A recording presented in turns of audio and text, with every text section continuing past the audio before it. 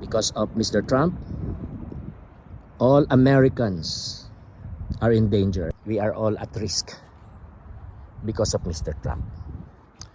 So, we need you, our dear LGBTQIA plus siblings. We need you to be strong. We need you to be wise. We need you to persevere.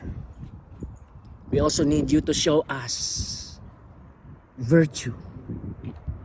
That is what you will become as an LGBTQIA plus person who is trusting and following Jesus. An LGBTQIA plus person who is united to Jesus by faith.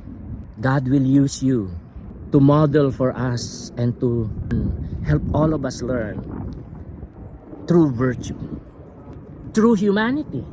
That's why I'm praying that many of you will become united to Jesus by faith.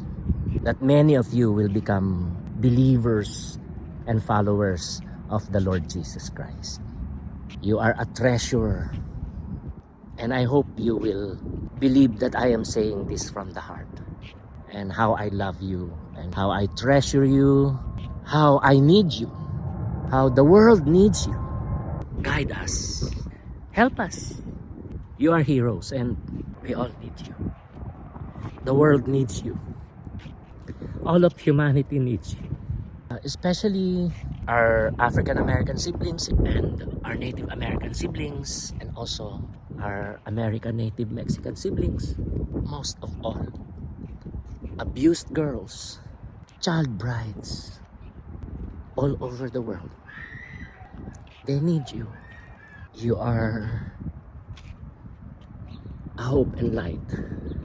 I know God can really use you to accomplish things that without you we can never accomplish.